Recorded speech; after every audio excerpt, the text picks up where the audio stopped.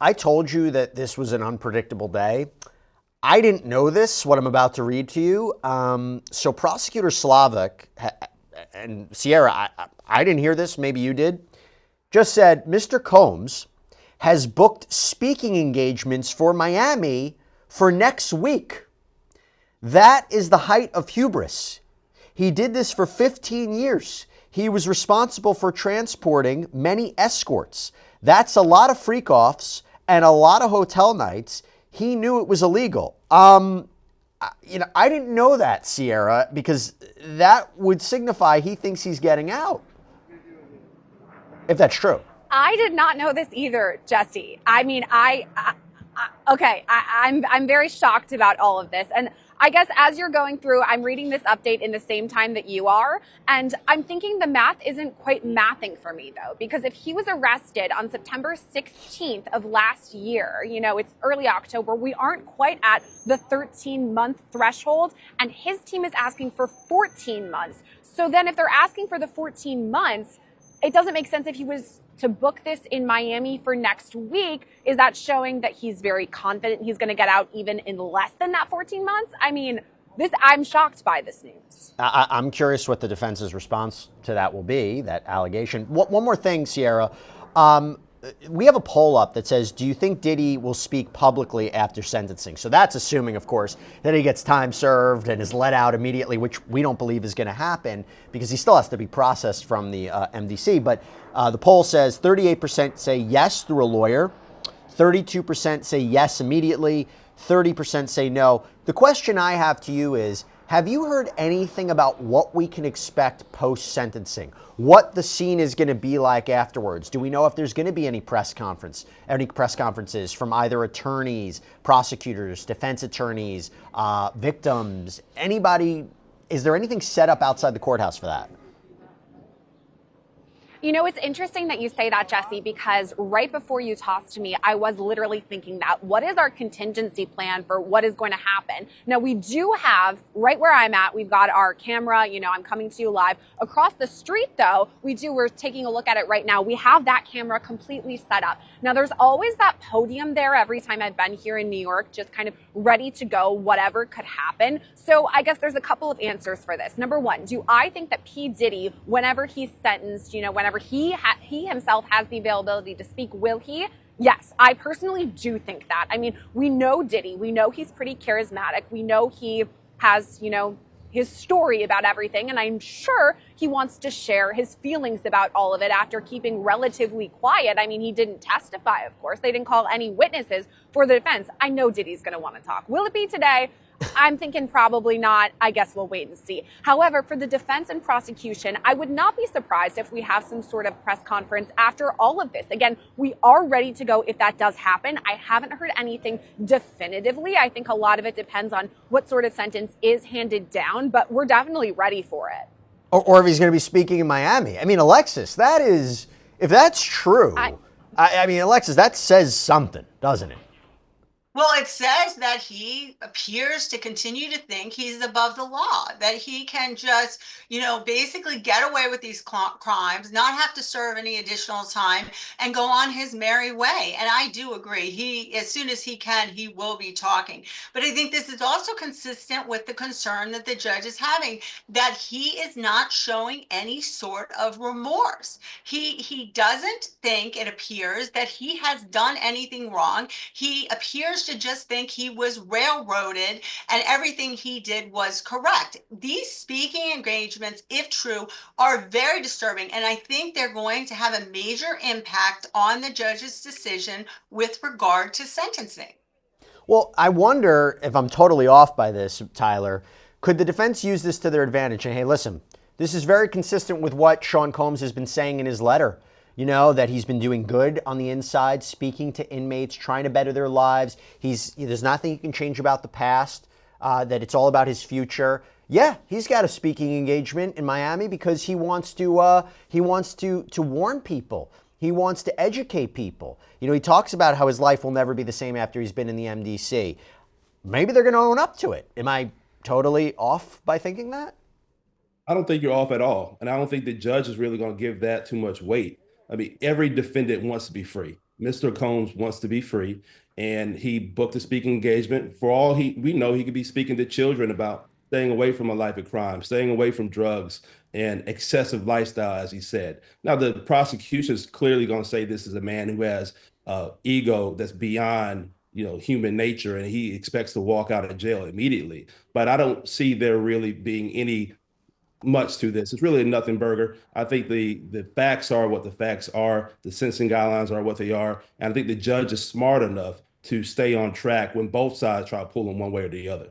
Hey, Tyler, can the judge ask Sean Combs, like if Sean Combs provides a statement to court and it echoes a lot of what he's been saying, can the judge say, Mr. Combs, can I ask you about this booking engagement? Can he ask questions to him during the course of this sentencing? It's a judge's courtroom. He can ask questions.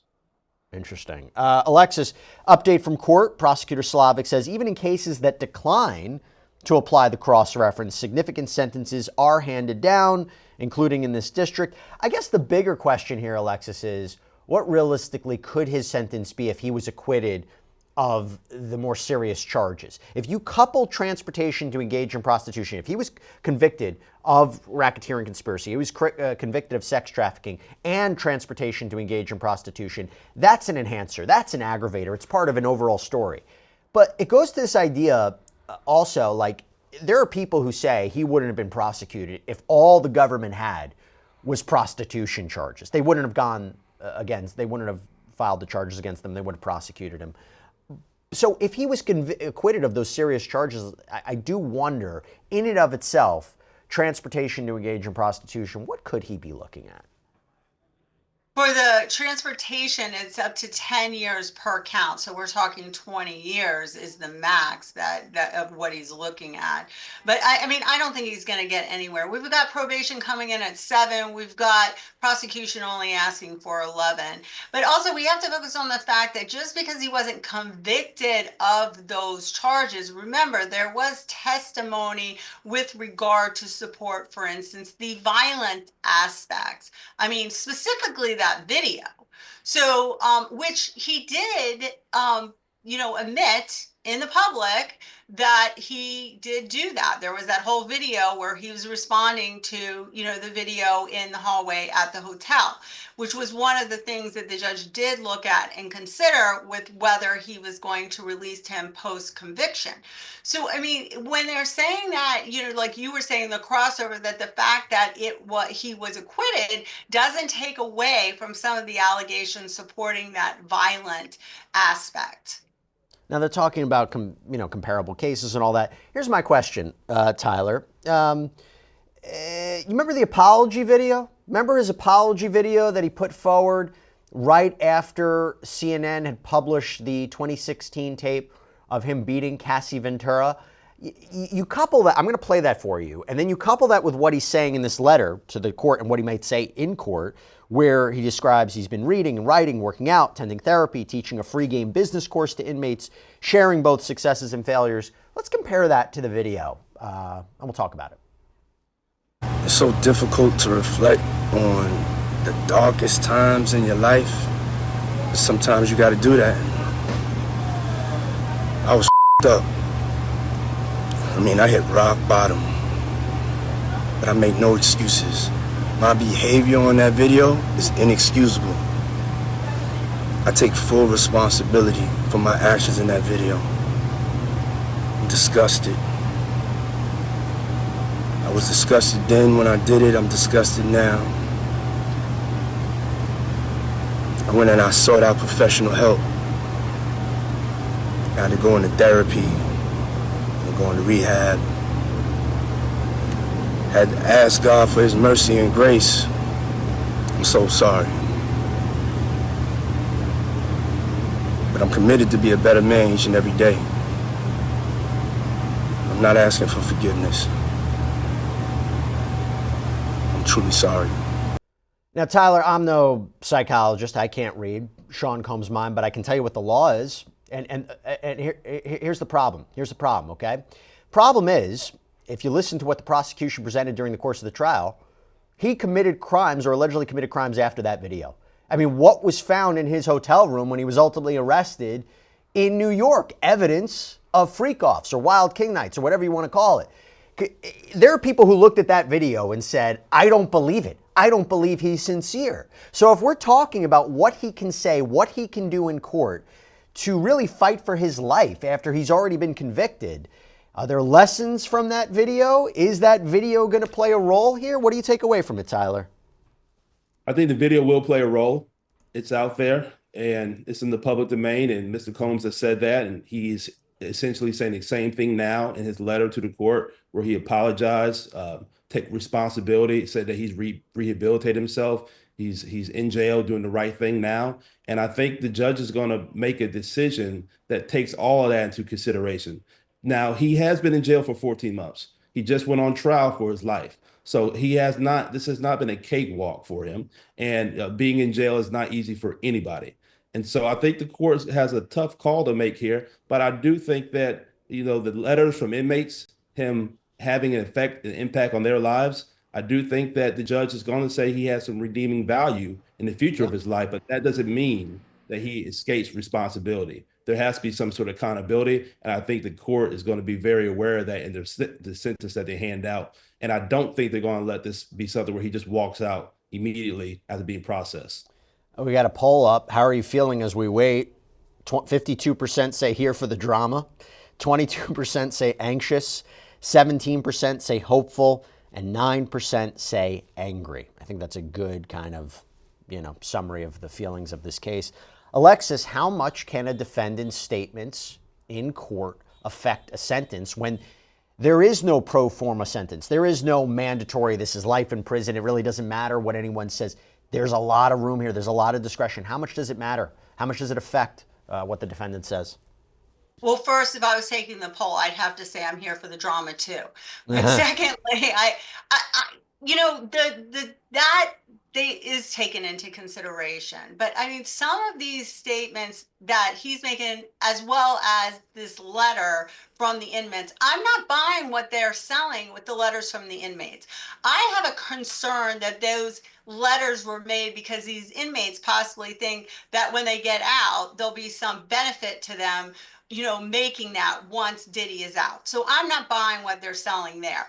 But the court does take into consideration that. But what they're really looking for from the defendant is that he has remorse, that he acknowledges what he has done is wrong, and that he wants to move forward in a positive and be a productive part of society and not go back out and could, reuse drugs and abuse people and do the things that he was previously doing. And with that he's clean, he's in jail. So, I mean, that doesn't mean there are plenty of inmates that have gone clean in jail and went right back out, start using again. So that, to me, that doesn't say much either. This speaking thing, as much as Tyler is saying that he doesn't think it's that big of a deal, I think it's a huge deal because I could turn around as a prosecutor and potentially argue that it's re-victimizing the victims, that he's going to go out and he's going to be living, free, and potentially making these speaking engagements, making them feel unsafe. So, I mean, there's obviously good lawyers can argue both sides of the coin, but yeah, they're going to be looked at, but it's a balancing act. By the way, Tyler, CNN is reporting that in court today, the judge has accepted that the range of 70 to 87 months, so we're talking about 5 to 7 years, that was recommended in the pre-sentencing report is appropriate, that there would be no reason to deviate from that. Also saying that the guidelines allow a fine of $25,000 to $250,000. He's going to prison? Is that what we're saying? He's going to prison for several years? Is that what we're saying, Tyler? Well, it sounds like the court has indicated that he's going to jail. I think the sentencing guidelines here and the report that we received from probation clearly showed that. He hasn't given the sentence yet, but it seems like he's accepting the recommendation, and Mr. Combs is going to be spending some time in jail. By the way, we got some commentary about this. In the federal prison system, do you have to serve 85% of the sentence before you're eligible for parole? How does it work? Do you know? It depends. I do think he'll be eligible for early release with Okay. these two counts. Interesting. All right. We got a super chat question, Sierra. I'm going to go to you. This is from Christina Lester. Second super chat question from Christina Lester. Thank you so much. Has Sean Combs been subject to any drug testing while in jail? Christina, this is such a good question because as we know now in P. Diddy himself talking to the court, he says, I've been sober for the first time in decades. I've had, reform. I've learned a lot while I've been in jail. So the question mark here is, has he been subjected to drug tests?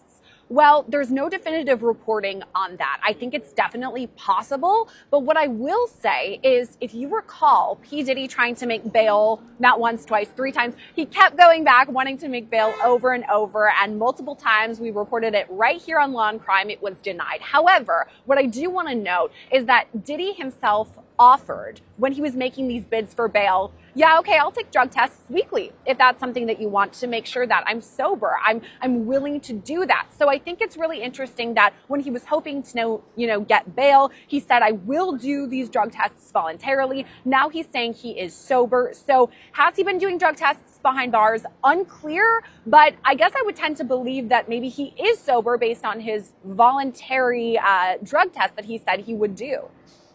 So we got an update from court. Okay, so the prosecutor is really hammering away at Sean Combs and the aggravated nature of this case. Prosecutor Slavic, the video from the LA hotel, we're talking about the Cassie video, was played many times at trial and it never got easier. As to Jane, he punched her, he slapped her a little over a year ago when he knew he was under federal investigation. At trial, they said they owned the violence. Admitting to violence in front of the jury as part of a trial strategy is not accountability. Freak-offs were extended performances of sexual degradation and humiliation. Cassie and Jane did not want to have sex with strangers. He made them do it. Sorry I have to say this, but he had an escort urinate in Cassie's mouth until she choked. Her victim impact statement makes clear she still has nightmares and flashbacks and the scars on her body. Jane's text makes clear her anguish and trauma. Mia said she got PTSD and anxiety. Deontay Nash said he was caused lasting damage. Capricorn Clark says he blacklisted her once she spoke up. Chef Jordan Atkinson wrote how she was impacted. It was real and serious. So Alexis, you take all that in mind. We have a question from Rosalba. Does the panel agree that the judge will want to add appropriate time for his rehabilitation because there's proof that he won't offend again? I mean, is there proof that he won't offend again? Is he a changed person from, this conduct that was mentioned, was illuminated during the course of this trial? Great question. Listen, there's never proof that somebody is rehabilitated. I mean, the name of the game here at the sentencing is for, the defendant to say that, yeah, I'm rehabilitated, I'm a changed person, I'm going to move forward with my life in a whole different manner. Now, being in prison in jail is going to change you. There's no doubt about that. But that doesn't necessarily mean that it's going to change him for the better. He is, like you mentioned, Jesse, very charismatic. And, people tend to at least initially like him. So, I mean, I don't know if he's changed. In my opinion, I would say that he's not a changed person.